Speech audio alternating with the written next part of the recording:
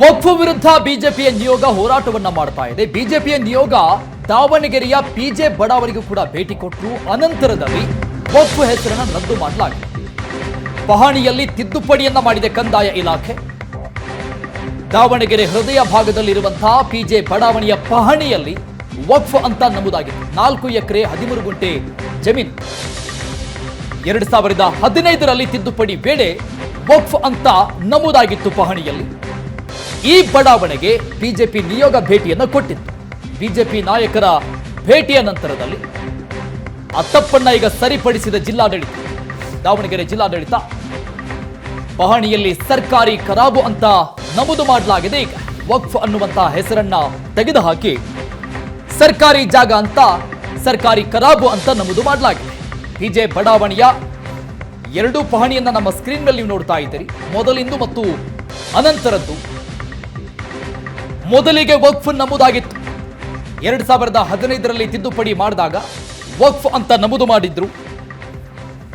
ಯಾವಾಗ ಬಿಜೆಪಿ ನಾಯಕರು, ಬಿಜೆಪಿಯ ನಿಯೋಗ ಭೇಟಿಯನ್ನ ಕೊಡುತ್ತೆ, ಅದಾದ ಮೇಲೆ ಈ 4 ಎಕರೆ 13 ಗುಂಟೆ ಜಾಗಕ್ಕೆ ಇದ್ದಂತ ಪಹಣಿಯಲ್ಲಿ ವಕ್ಫ್ ಹೆಸರನ್ನ ತೆಗೆದುಹಾಕಿ ಸರ್ಕಾರಿ ಖರಾಬ್ ಅಂತ ಮೆನ್ಷನ್ ಮಾಡಿದ್ದಾರೆ.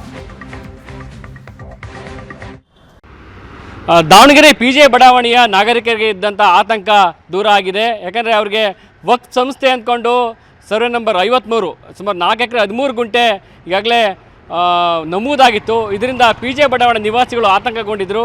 ಆದರೆ ಸರ್ಕಾರ ತಡವಾಗಿ ಎಚ್ಚೆತ್ತು ಇದನ್ನ ಪಾಣಿಯನ್ನು ಬದಲಾಯಿಸಿದೆ. ನಾವು ನೋಡ್ತಾ ಇರ್ಬೋದು, ಈ ಪಿಜೆ ಬಡಾವಣೆಯಲ್ಲಿದ್ದೀವಿ. ಸಂಪೂರ್ಣವಾಗಿ ಇದು ಏರಿಯಾ ಏನು AVK ರಸ್ತೆ, ಅರಣ್ಯ ಕೊಟ್ರಬಸಪ್ಪ ವೃತ್ತ, ಸಂಪೂರ್ಣ ಒಂದು 150 ಮನೆ ಬರುತ್ತಿದ್ದು. 1955ರಲ್ಲೇ ಇದು ಪಿಜೆ ಬಡಾವಣೆ ಒಂದು ನಗರ ಪಾಲಿಕೆ ಆಸ್ತಿಯಾಗಿ ನಿವೇಶನಗಳಾಗುತ್ತೆ. ಆ ನಂತರ ಇದು ಸದ್ಯದ ಅಂದರೆ ಒಂದು ವಕ್ಫ್ ಆಸ್ತಿ 2015ರಲ್ಲಿ ಇದು ವಕ್ಫ್ ಆಸ್ತಿ ಅಂತ ಆಗುತ್ತೆ. ಇದರಿಂದ ಪಿಜೆ ಬಡಾವಣೆ ನಿವಾಸಿಗಳು ಆತಂಕಗೊಂಡು ಸರ್ಕಾರಕ್ಕೆ ಮನವಿಯನ್ನು ಮಾಡಿದರು. ಇದ್ರ ವಿರುದ್ಧವಾಗಿ BJPನೂ ಸಹ ಬೃಹತ್ ಪ್ರತಿಭಟನೆ ಮಾಡಿ ವಿಪಕ್ಷ ನಾಯಕ R. ಅಶೋಕ್ ರವರು ಸಹ ಸ್ಥಳಕ್ಕೆ ಭೇಟಿಯನ್ನು ಕೊಟ್ಟಿದ್ದರು.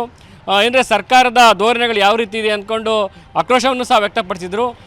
ನಾಗರಿಕರ ಮನವಿ ಮತ್ತು ವಿಪಕ್ಷ ನಾಯಕರ ಹೋರಾಟಕ್ಕೆ ಮಾಡಿದಂಥ ಜಿಲ್ಲಾಡಳಿತ ಈಗ ಪಾಣಿಯನ್ನು ಬದಲಾಯಿಸಿದೆ. ಇದನ್ನು ಸರ್ವೆ ನಂಬರ್ 53 4 ಎಕರೆ 13 ಗುಂಟೆ ಇತ್ತು. ಈಗ ಅದನ್ನ ಸರ್ವೆ ನಂಬರ್ 48 ಅಂದರೆ ಸರ್ಕಾರಿ ಖರಾಬು ಮತ್ತು ಮಹಾನಗರ ಪಾಲಿಕೆ ಮುನ್ಸಿಪಾಲಿಟಿ ಆಸ್ತಿಯಾಗಿ ಮಾಡಿದೆ. ನಮ್ಮ ಜೊತೆ ದಾವಣಗೆರೆ ಈ ಬಡಾವಣೆ ಕಾರ್ಪೊರೇಟರ್ಗಳು ಮತ್ತು BJP ಮುಖಂಡರಿದ್ದಾರೆ. ನಿನ್ನೆ ರಾತ್ರಿ ಗಮನಕ್ಕೆ ಬಂದಿದೆ ಮತ್ತು ಈ ಹಿಂದೆನೂ ಕೂಡ ಕಳೆದ ವಾರ ನಾವು ಒತ್ತಡವನ್ನು ಏರಿದ್ವಿ ಜಿಲ್ಲಾಧಿಕಾರಿಗಳು ಮತ್ತು ಮಾನ್ಯ ತಹಸೀಲ್ದಾರರಲ್ಲಿ. ಅವತ್ತೇ ಅದನ್ನು ಸರಿಪಡಿಸಿ ಕೊಡ್ತೀವಿ ಅಂತೇಳಿ ಹೇಳಿದರು. ಅವರಿಗೆ 7 ದಿನಗಳ ಕಾಲಾವಕಾಶವನ್ನು ಕೊಟ್ಟಿದ್ವಿ. ಕೊನೆಗೂ ಇವತ್ತು ಜಿಲ್ಲಾಡಳಿತ ಮತ್ತು ತಹಸೀಲ್ದಾರು ಮತ್ತು ಸರ್ಕಾರ ಸಾರ್ವಜನಿಕರ ಒತ್ತಾಯ ಮತ್ತು ನಮ್ಮ ಹೋರಾಟದ ಪ್ರತಿಫಲವಾಗಿ ಮತ್ತು ಮಾಧ್ಯಮದವರು ಇದನ್ನು ವಿಶೇಷವಾಗಿ ಹೆಚ್ಚು ಜನರಿಗೆ ತಲುಪಿಸುವಲ್ಲಿ ತಮ್ಮ ಪಾತ್ರನೂ ಹೆಚ್ಚಿದೆ. ಆ ಕಾರಣಕ್ಕೆ ಆ ಒತ್ತಡಕ್ಕೆ ಮಣಿದು ಇವತ್ತು ಸರ್ಕಾರ ಪಿಜೆ ಬಡಾವಣೆಯನ್ನು ತಿದ್ದುಪಡಿ ಮಾಡಿದೆ. ಅದೇ ರೀತಿ ಬಾತಿಯ ಒಂದು ಗೋಕಟ್ಟೆ ಏನಿದೆ ಅದು ಮತ್ತು ಹೊನ್ನಳ್ಳಿ ಜಿಲ್ಲೆಯಲ್ಲಿ ಇನ್ನೂ ಅನೇಕ ಜಾಗಗಳು ಈ ಥರ ವಕ್ಫ್ ಹೆಸರಿನಲ್ಲಿದೆ. ಅದನ್ನು ಕೂಡ ಸರಿಪಡಿಸಬೇಕು ಅನ್ನುವಂಥದ್ದು ಒಂದು ಆಗ್ರಹ ನಮ್ಮಲ್ಲಿದೆ. ಸದ್ಯದ ಮಟ್ಟಿಗೆ ಪಿಜೆ ಬಡಾವಣೆಯಲ್ಲಿದ್ದಂಥ ನಾಗರಿಕರ ಏನು ಆತಂಕ ಇತ್ತು, ಇದು ವಕ್ಫ್ ಆಸ್ತಿ, ಎಲ್ಲಿ ಕಬ್ರಿಸ್ತಾನ ಸುನ್ನಿ ಸಂಸ್ಥೆ ಮತ್ತು ಇದು ಎಲ್ಲಿ ಅಕ್ವಿಜೇಷನ್ ಆಗುತ್ತೆ ಅನ್ನೋ ಆತಂಕ ಇತ್ತು, ಅದು ದೂರ ಆಗಿ ಸದ್ಯದ ಮಟ್ಟಿಗೆ ನಿಟ್ಟುಸಿರನ್ನು ಬಿಟ್ಟಿದ್ದಾರೆ. ದಾವಣಗೆರೆಯಿಂದ ಕ್ಯಾಮ್ರಾ ಪರ್ಸನ್ ಕೇಳ್ಕೊಂಬತ್ತೆ ವರದರಾಜ್, ಏಷ್ಯಾನೆಟ್ ಸವರ್ಣ ನ್ಯೂಸ್.